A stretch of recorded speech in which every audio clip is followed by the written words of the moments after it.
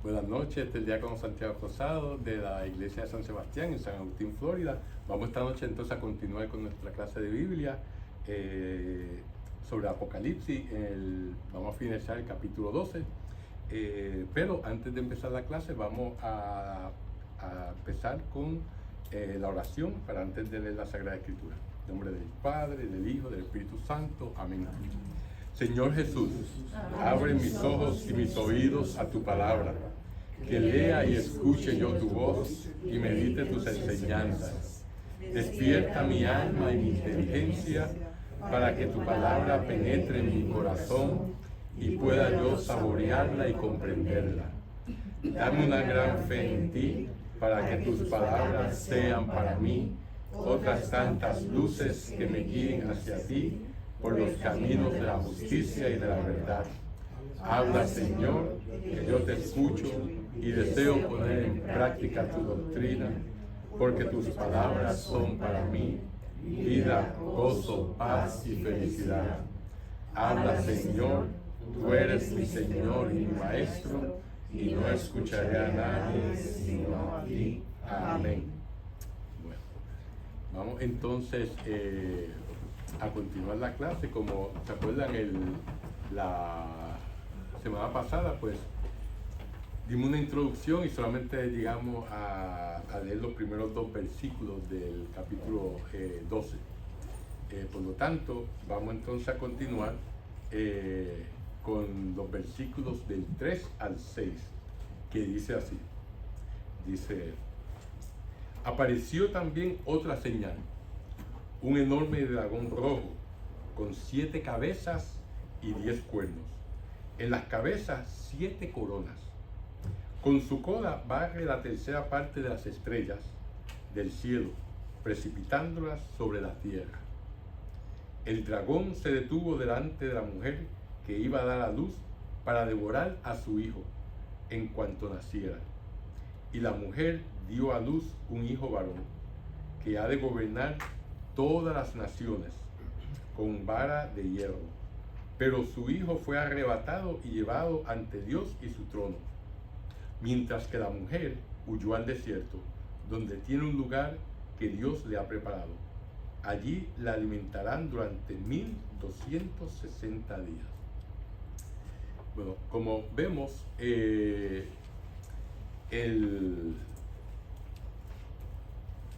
aquí hay un contraste muy marcado, ¿verdad?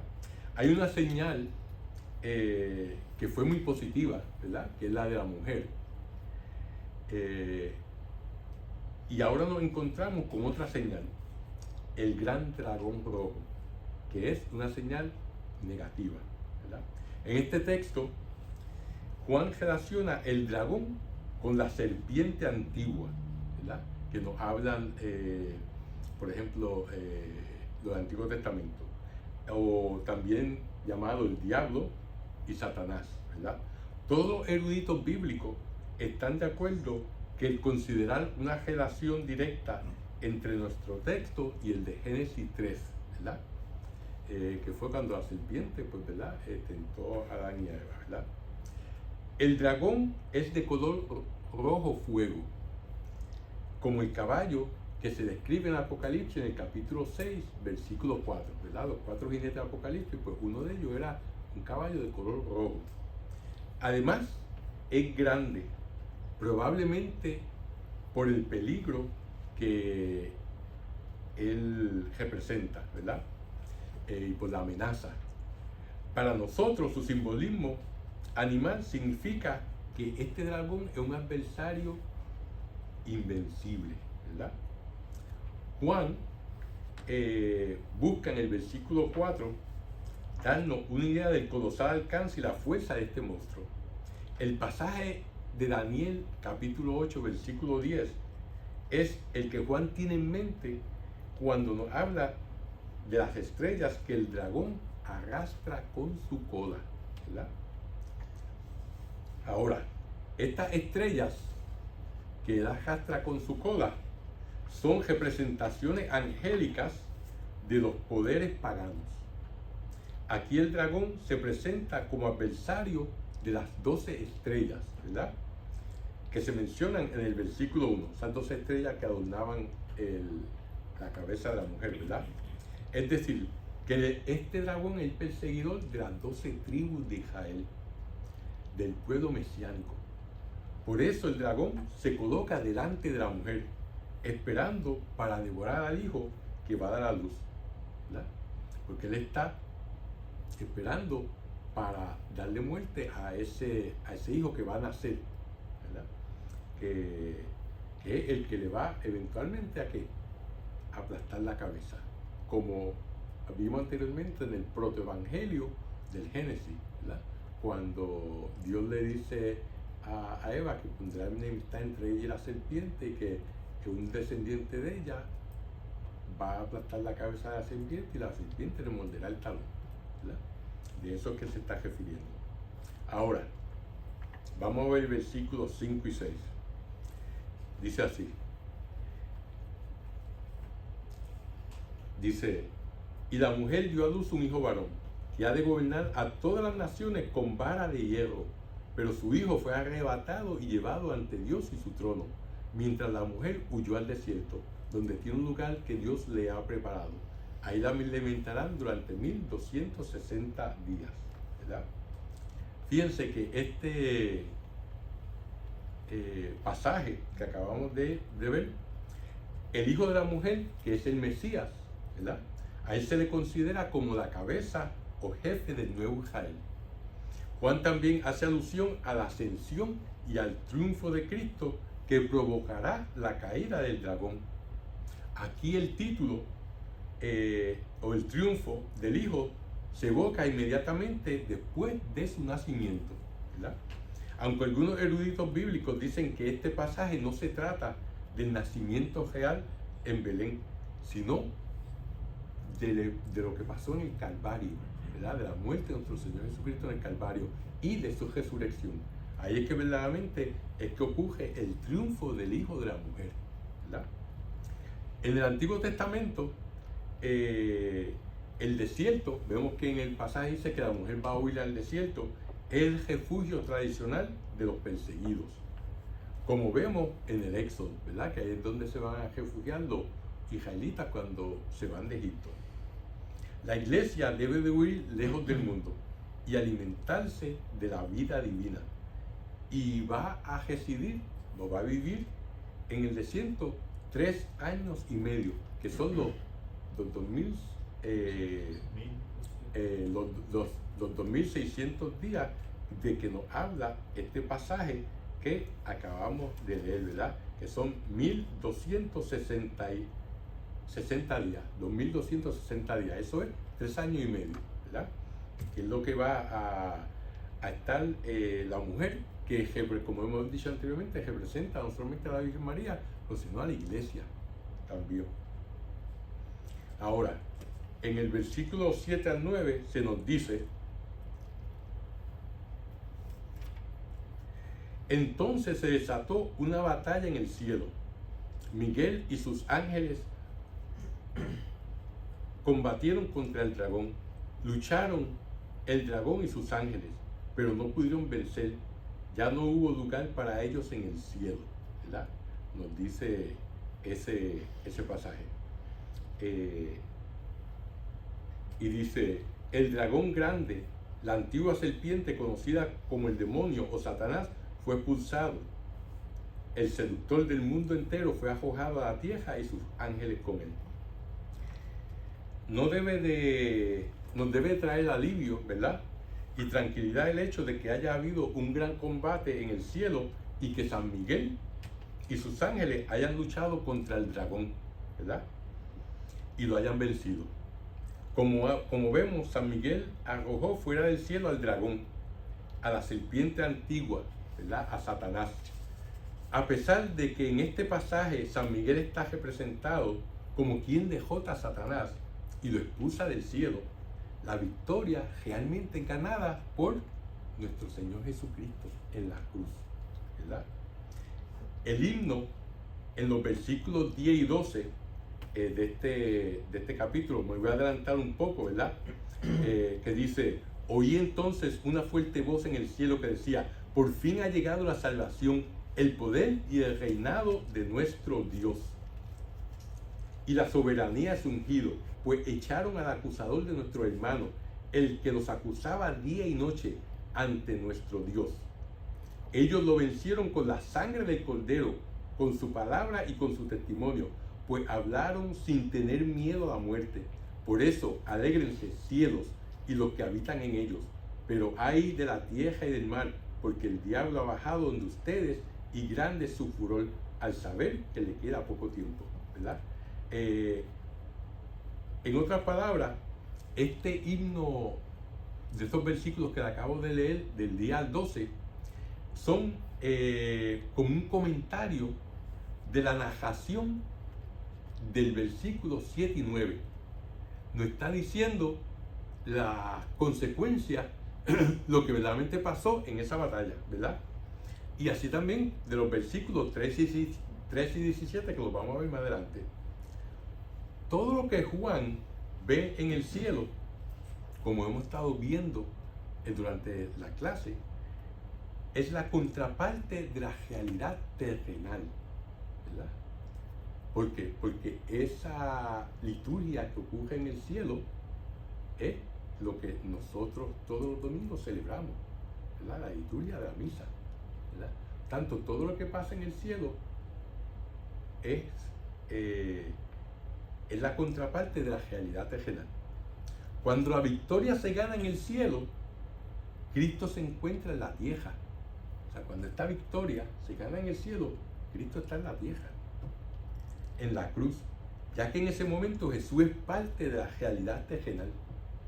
No se puede representar al mismo tiempo en la batalla simbólica en el cielo. De hecho, en este pasaje Juan ha revertido la relación del cielo y la tierra, que generalmente se utilizaba en los pasajes que hemos visto anteriormente. En otras palabras, normalmente el cielo es el mundo real, ¿verdad? En este libro de Apocalipsis. Y la tierra es un reflejo del mundo real que es el cielo. Ahora, en este caso, la victoria sobre Satanás, la victoria que gana Jesús en el mundo al ser crucificado, al dar su vida por nosotros, al cumplir la voluntad del Padre Celestial, esta victoria causa la derrota de las fuerzas malignas en el cielo. ¿Ven cómo? Por lo tanto, podemos entender por qué el versículo 11 dice: ellos lo vencieron gracias a la sangre del Cordero. Está hablando que Miguel ha derrotado al diablo y lo sacó del cielo, pero entonces dice que ellos lo han derrotado, refiriéndose a Satanás, con la sangre del Cordero, con la sangre de nuestro Señor Jesucristo que dejamos en la cruz, ¿verdad? Y dice el versículo: gracias a la sangre del Cordero y a la palabra de testimonio que dieron, porque despreciaron su vida ante la muerte, ¿verdad? La victoria de San Miguel es simplemente el símbolo celestial de la realidad que ocurrió en la tierra durante la crucifixión de Jesucristo, ¿verdad? De hecho, San Miguel no es, y vamos a poner un ejemplo de un campo de batalla, ¿verdad? San Miguel no es el oficial en el campo de batalla donde se está peleando. Él no es necesariamente que está dirigiendo la fuerza ahí que están derrotando al enemigo, sino que él es el oficial de personal que está en el cuarto de control, ¿verdad?, de la batalla que se está librando en los cielos. Cuando ustedes ven las películas que hay una batalla y están los oficiales que están en el campo de batalla, pero hay otros oficiales que están acá con un mapa grande y poniendo los tanques para un lado y la artillería por otro para, ¿verdad?, para dar las órdenes de dónde es que van a pelear, dónde tienen que atacar. Pues San Miguel es el que está acá dirigiendo, pero verdaderamente el que está en el campo de la batalla es nuestro Señor Jesucristo, el que está siendo crucificado, el que dio la vida por nosotros, el que verdaderamente derrotó al demonio, ¿verdad? Por lo tanto, San Miguel es quien le quita la bandera a Satanás del mapa celestial, dado que la victoria se había ganado en el Calvario. Ahora, ¿cuántos de ustedes no han rezado, hemos rezado, muchas veces la oración de San Miguel Arcángel que dice: San Miguel Arcángel, defiéndenos en la batalla, sé nuestro amparo contra la perversidad y acechanzas del demonio. Reprímale Dios, pedimos suplicante, y tú, príncipe de la milicia celestial, arroja al infierno con el divino poder a Satanás y a los otros espíritus malignos que andan dispersos por el mundo para la perdición de las almas, ¿verdad? O sea que sí, le rezamos a San Miguel Arcángel, ¿verdad? Pero verdaderamente quien derrota al demonio es Cristo, ¿verdad? San Miguel Arcángel está a las órdenes de Jesucristo, ¿verdad?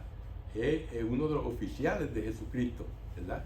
El que está, como Jesucristo está en la tierra, pues él está allá en el cielo, ¿verdad? En esa representación de él, ¿verdad? Por lo tanto, en el capítulo 12, como hemos visto, en los versículos 7 al 12, se nos habla sobre este dragón, y este tiene múltiples significados, este dragón. Muchos de los eruditos bíblicos nos dicen que este dragón rojo alude a Herodes, el Grande, ¿verdad? Quien obviamente fue el que mandó a matar a los santos inocentes, ¿verdad? Trató de matar a Jesucristo cuando era bebé. ¿Por qué? Porque él trató de devorar o destruir al niño que iba a nacer de la Virgen María, ¿verdad? A Jesús, ¿verdad? O sea, pues la matanza de los santos inocentes, pues por eso, pues el dragón que estaba esperando a que naciera el niño para matarlo, ¿verdad? Pues por eso muchos creen que este dragón alude a Herodes el Grande. Es interesante ver que el linaje de Herodes provenía de los edomitas, ¿verdad? Del reino de Edom. Él no era judío, por eso él verdaderamente trató de congraciarse con los judíos al construir el segundo templo, ¿verdad? Que era una maravilla del mundo antiguo, para así pues congraciarse con los judíos y que pues aunque él no fuera judío, pues lo aceptaron, ¿verdad? Y así pues hizo muchas obras de construcciones, por eso fue que lo llamaron Herodes el Grande, ¿verdad? Ahora, estos edomitas venían de la tierra de Edom. Aquí tenemos el reino de Israel en aquel entonces. Tenemos entonces aquí otro reino como el de Amón, tenemos el reino de Judea, ¿verdad? Y el reino de Edom está acá abajo, al sur del Mar Muerto, ¿verdad? Por lo tanto, los edomitas venían de esa tierra de Edom, y esa es la tierra de donde fue a vivir Esaú. ¿Se acuerdan de Esaú? ¿Verdad? Que era el hijo de Jacob, ¿verdad? Era el hermano de, perdón, no, era el hermano de Jacob, ¿verdad? Era el hijo de Isaac, ¿verdad? De Isaac. Por lo tanto, Esaú, que fue el que perdió su herencia, porque se la vendió al hermano por un plato de lentejas, ¿se acuerdan de la historia, verdad? Y por tanto Jacob, que después se llamó Israel, fue el que entonces tomó la bendición de su padre. Pues Esaú se fue a vivir ahí a Edom, ¿verdad? Y lo interesante es que el significado de la palabra Edom significa rojo, el color rojo, ¿verdad? Por eso es que se cree que esto se está refiriendo a Herodes, porque él era edomita y Edom significa rojo, ¿verdad? Y de ahí pues viene el dragón rojo. Ahora, otras personas creen que este dragón también simbolizaba el César romano. ¿Por qué? El César de Roma. Porque él fue quien le dio el poder a Herodes, ¿verdad? Y de ahí viene lo de los 10 cuernos que tiene el dragón en la cabeza, que representan a 10 reyes, y las 7 cabezas que representan a las 7 diademas que tenía, que representan las 7 colinas de Roma, porque la ciudad de Roma está fundada sobre 7 colinas, ¿verdad? Y entonces, pues de ahí entonces viene esa generación que creen que verdaderamente, pues unos eruditos dicen Herodes, el dragón representa a Herodes, y otros creen que representa a César, ¿verdad? Por lo tanto, en este capítulo 12, una cosa que es que vamos a tener un recogido a vuelo de pájaro de la historia de salvación. ¿Por qué? Porque nos recuerda el episodio de la matanza de los santos inocentes, ¿verdad? Quienes fueron los primeros mártires de la iglesia, ya que Herodes el Grande los mandó a matar cuando Jesús era un bebé recién nacido, ¿verdad? Y a eso se refiere el dragón esperando que nazca el niño. Este capítulo también nos recuerda a la nueva Eva, que es la semilla de la mujer, María, quien junto con Jesucristo dejó al enemigo. Juan sigue diciendo que nosotros, la prole y hermanos de la mujer, eventualmente derrotaremos al dragón. ¿Cómo derrotaremos al dragón? Pues la sangre del cordero, como dice el pasaje que acabamos de leer, ¿verdad? Y por la palabra de nuestro testimonio y el despego a la vida, ya que entonces estaremos dispuestos a entregarla, ¿verdad? Y eso no solamente se refiere a dar la vida como un mártir, ¿verdad? Que lo maten a uno, sino entregar la vida, que entregar los egoísmos que uno tiene, entregar las cosas que uno verdaderamente quiere en esta vida por amor a Dios, ¿verdad? El negarse a sí mismo, pues todas esas cosas es morir por nuestro Señor, ¿verdad? En el Evangelio de Mateo, en el capítulo 16, versículo 18, se nos narra que Jesús profetizó y dijo, y las puertas del infierno no prevalecerán contra ella, refiriéndose a la iglesia, ¿verdad? Ahora, y la mujer, como hemos dicho, representa a la iglesia y a María, ¿verdad? Ahora, la lucha entre la serpiente y los ángeles caídos contra San Miguel y los suyos, y la derrota de los primeros está íntimamente relacionada con la muerte y glorificación de Cristo, ¿verdad? Como vimos en los versículos 11 y 5 de este capítulo 12. Al mismo tiempo, la mención de Miguel y la serpiente antigua, así como los efectos de la lucha, nos hacen pensar en el origen del demonio, ¿verdad? Según algunas tradiciones judías,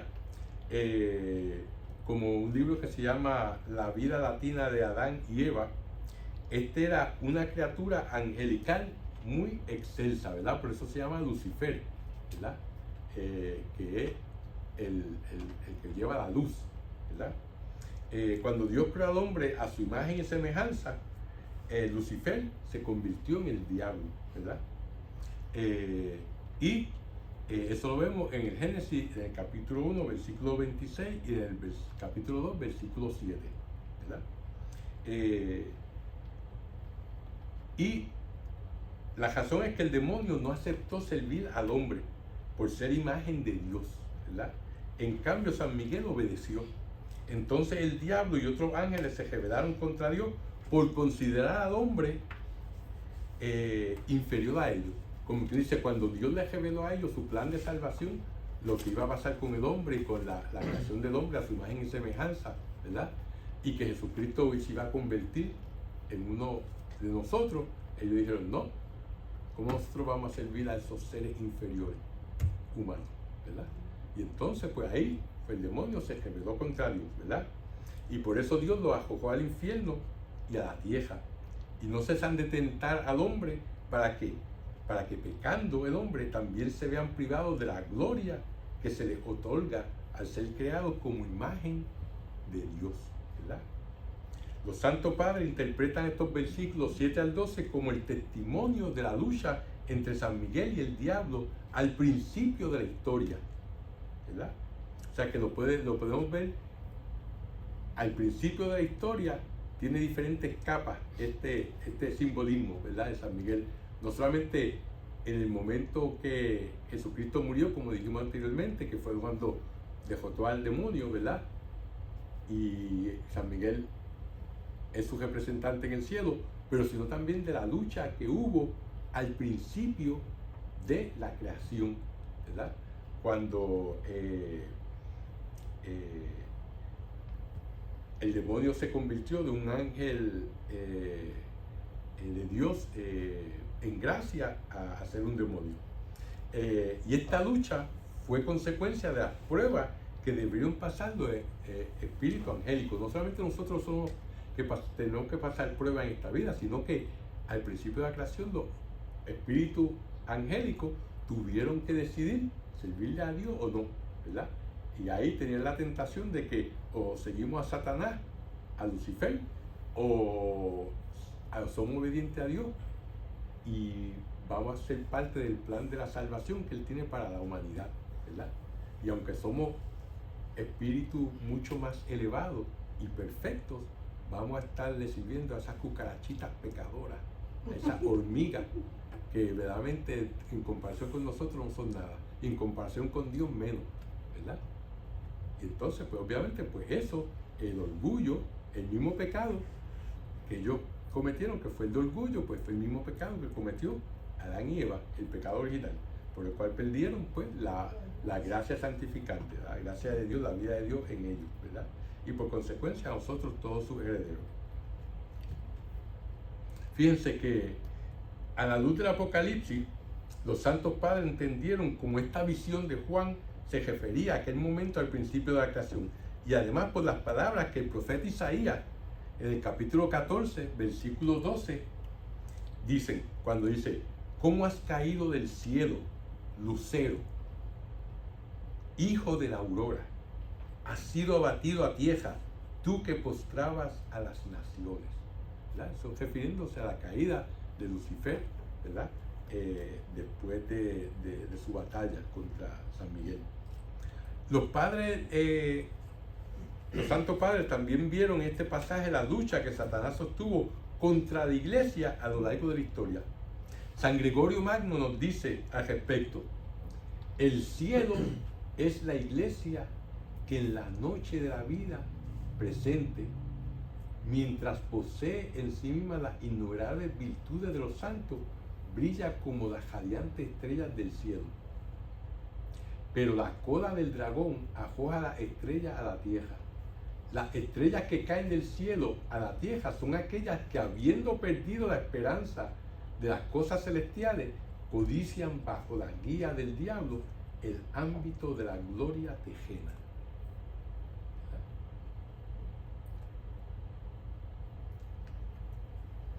El cielo es la iglesia que en la noche de la vida presente, mientras posee en sí misma las innumerables virtudes de los santos.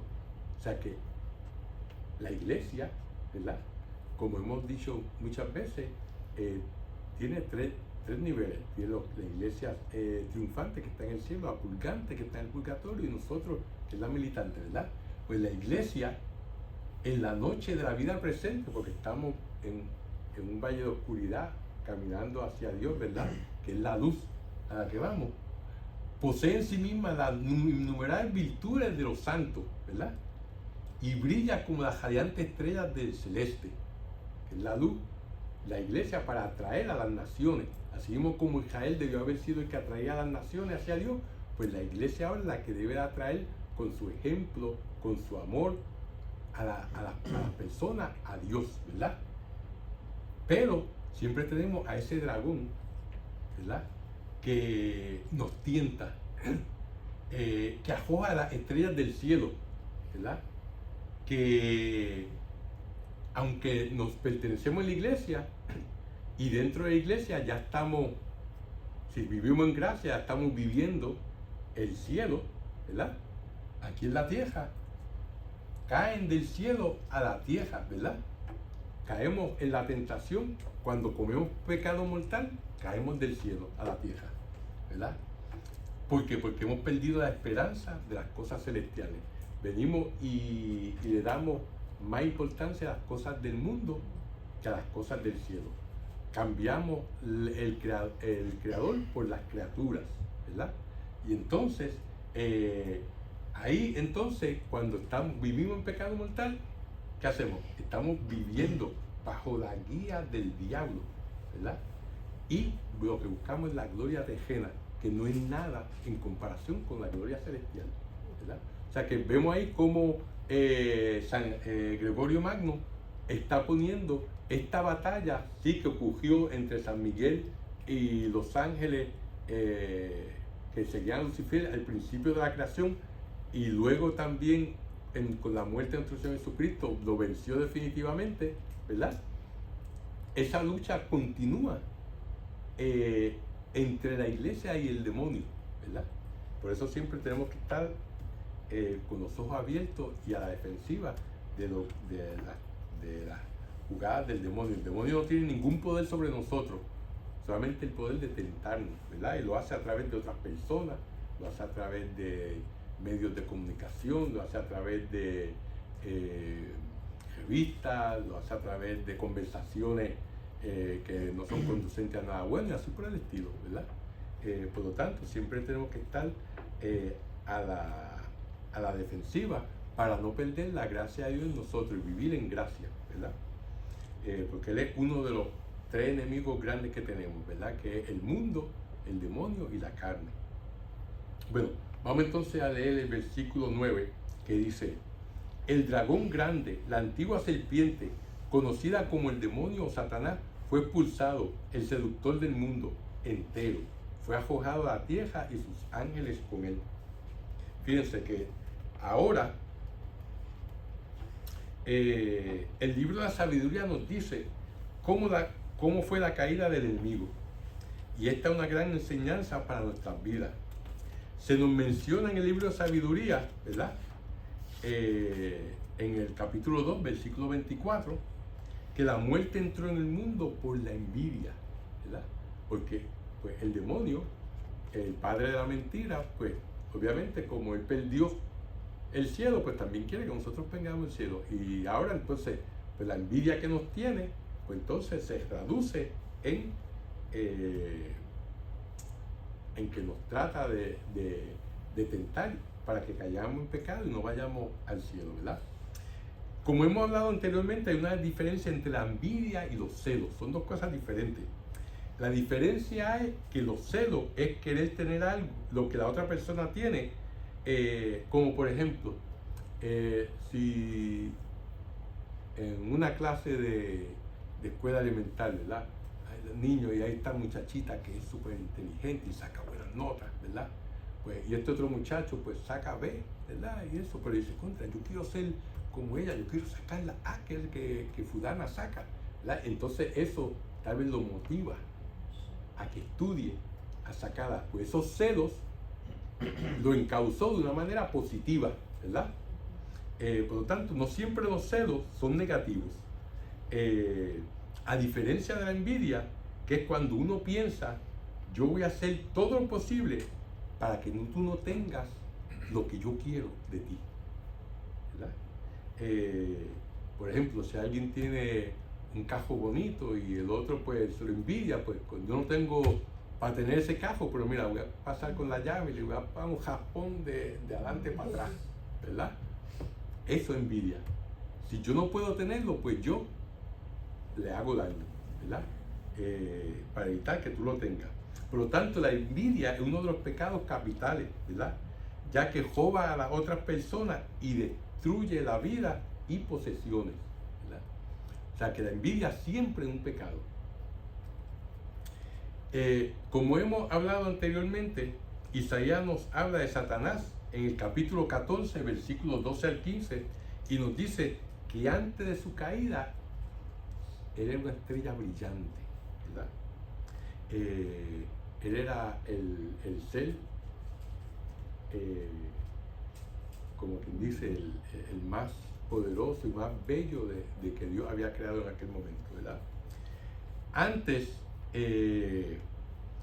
también habíamos discutido que en el Catecismo de la Iglesia Católica, en los artículos 391 y 392, nos da una buena explicación sobre la caída del demonio, ¿verdad? Y eso pues yo se los voy a dar de asignación para que se los lean, ¿verdad? El párrafo 391 y 392 del Catecismo de la Iglesia Católica. Vamos entonces a leer el versículo 10, que dice así. Dice: oí entonces una fuerte voz en el cielo que decía: por fin ha llegado la salvación, el poder y el reinado de nuestro Dios y la soberanía de su ungido, pues echaron al acusador de nuestro hermano, el que los acusaba día y noche ante nuestro Dios.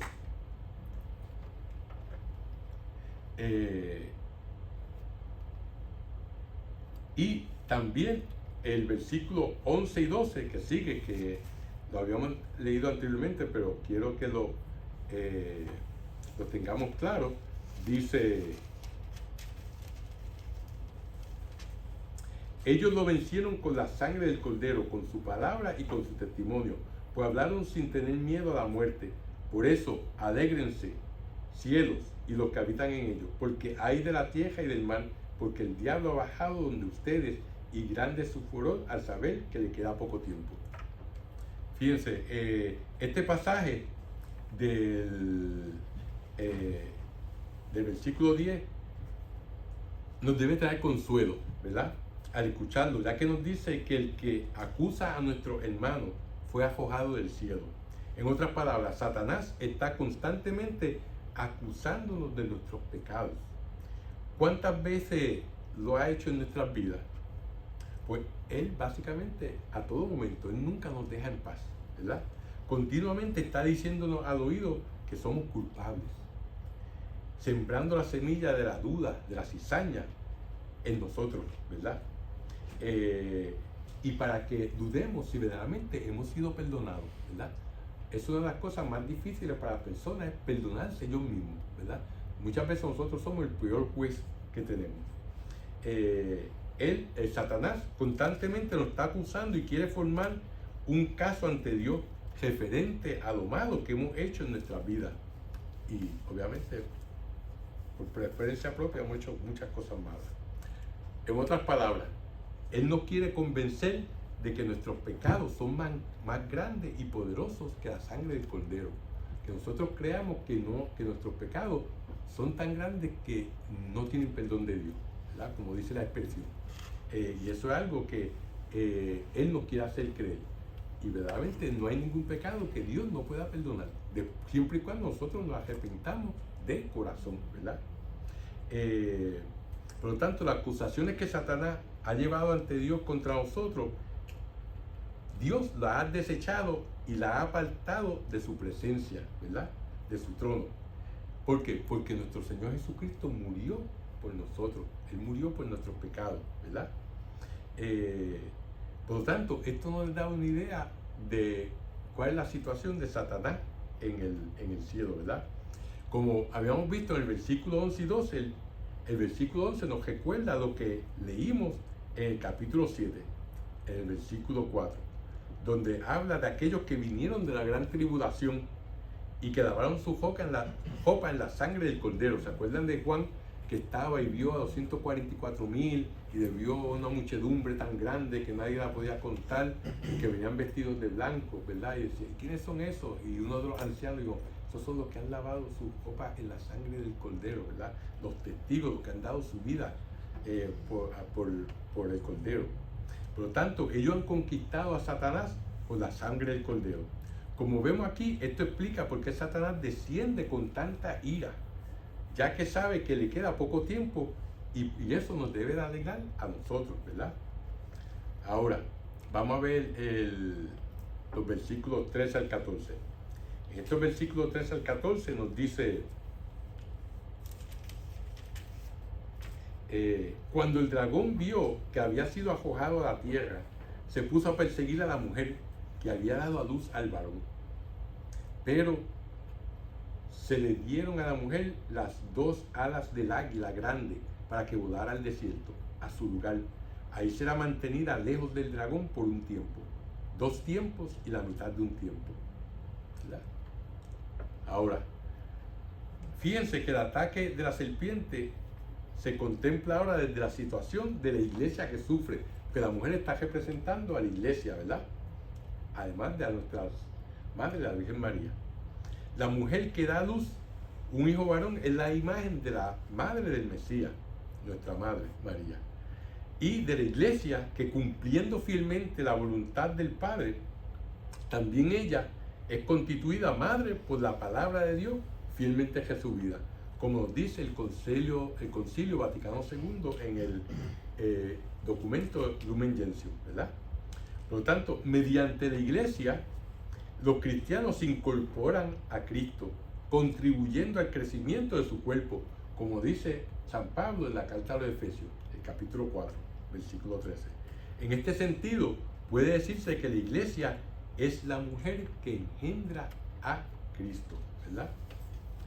Ahora, la lucha que soporta la iglesia contra los poderes del mal, que está descrita aquí, representa también el éxodo, ¿verdad?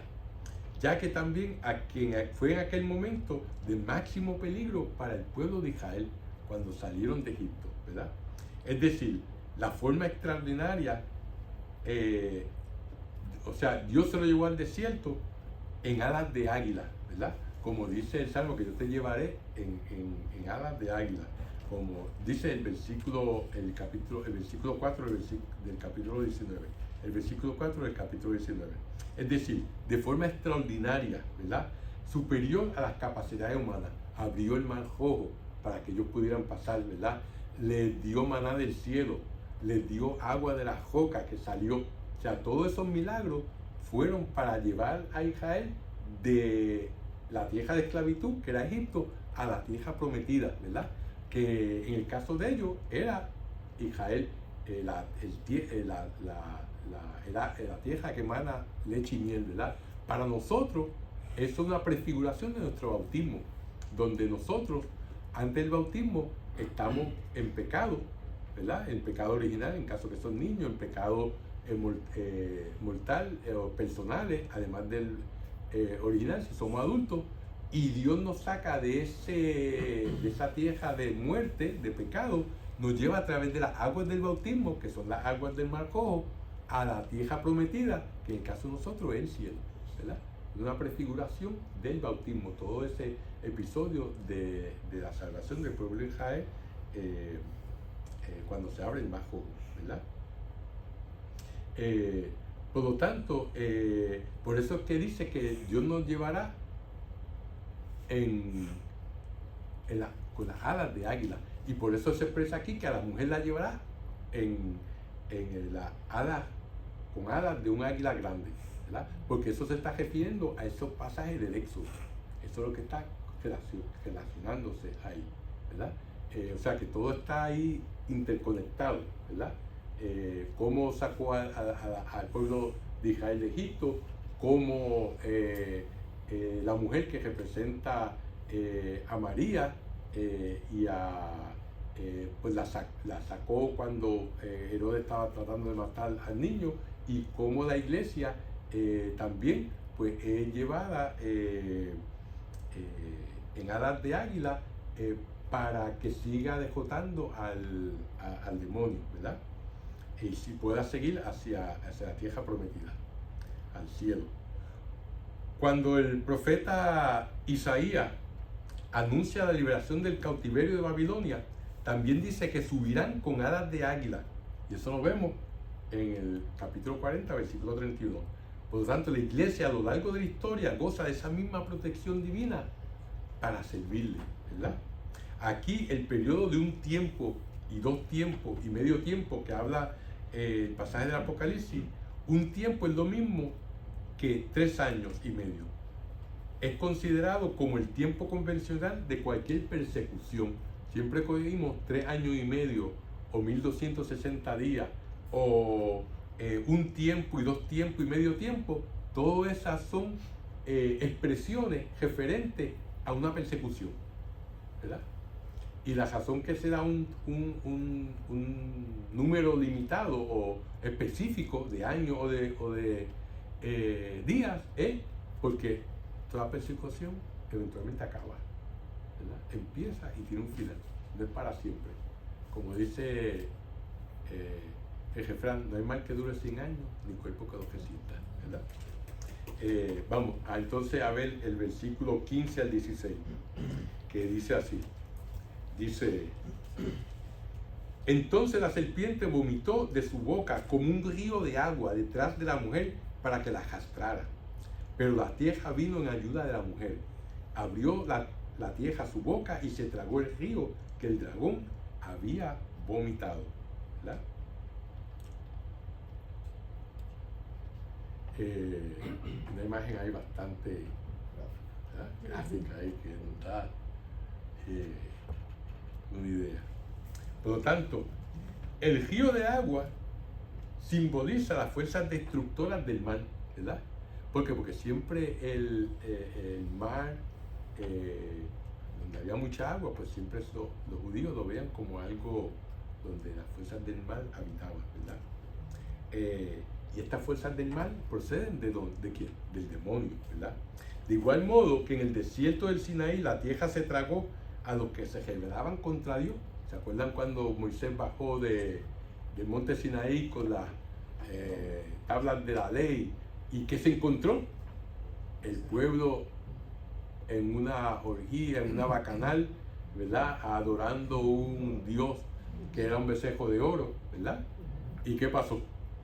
Dice el texto que la tierra se abrió y se tragó a todos aquellos que habían pecado contra Dios de esa manera, ¿verdad? Y los que quedaron, los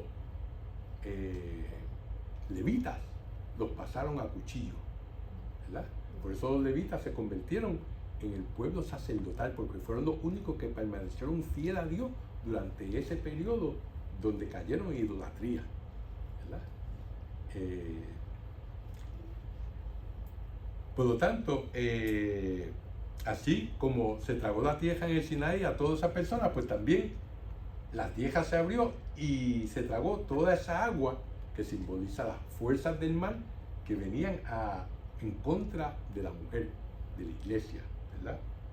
Fíjense, en el Deuteronomio capítulo 16, versículo 30 al 34, nos dice que así serán anuladas estas fuerzas en su ataque contra la iglesia, pues como prometió el Señor, las puertas del infierno no prevalecerán contra ella, ¿verdad? Ahora, los dejo con esa imagen en su mente, ¿verdad? Que es muy esperanzadora. Ahora, vamos a leer entonces los versículos 17 al 18. Dice: entonces el dragón se enfureció contra la mujer. Claro está. Imagínate, la tierra se tragó el agua, así que falló esa arma, ahora se enfureció contra la mujer y se fue a hacer la guerra, ya que no la podía tocar a ella, al resto de sus hijos, es decir, a los que observan los mandamientos de Dios y guardan el mensaje de Jesús, y se quedó a orillas del mar. O sea que ahí entonces el simbolismo de la mujer cambia a la Virgen, ¿verdad? Entonces fue a hacer guerra a ¿qué? A la iglesia, a los hijos de la mujer.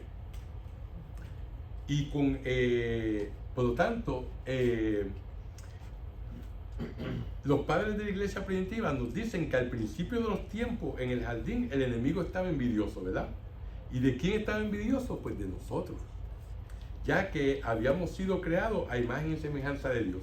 Esta es la razón por la que el demonio va a atacar la creación de Dios, a Adán y a Eva.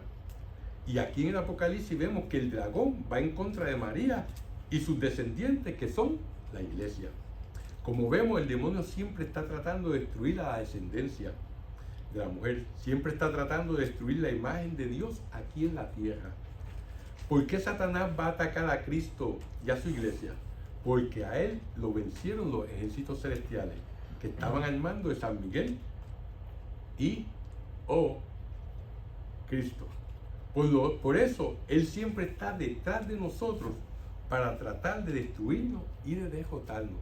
Así que estamos en un campo de batalla, en una batalla continua que no se acaba, ¿verdad? Que solamente pues, por el poder de Dios y por su sangre y por nuestro testimonio y la palabra de Dios podemos vencer al demonio y a sus tentaciones y a sus diablos. Bueno, y con eso, pues entonces, con ese pensamiento los voy a dejar esta noche. Vamos entonces a hacer la oración final en nombre del Padre, del Hijo y del Espíritu Santo. Amén. Dios te salve María, llena eres de gracia, el Señor es contigo, bendita tú eres entre todas las mujeres, y bendito es el fruto de tu vientre Jesús. Santa María, Madre de Dios, ruega por nosotros pecadores, ahora y en la hora de nuestra muerte. Amén. Gloria al Padre, al Hijo y al Espíritu Santo. Como era en el principio, ahora y siempre, por los siglos de los siglos. Amén. Que el Señor los guarde que el Señor los bendiga y los guarde de todo mal. Amén. En nombre del Padre Santo. Amén.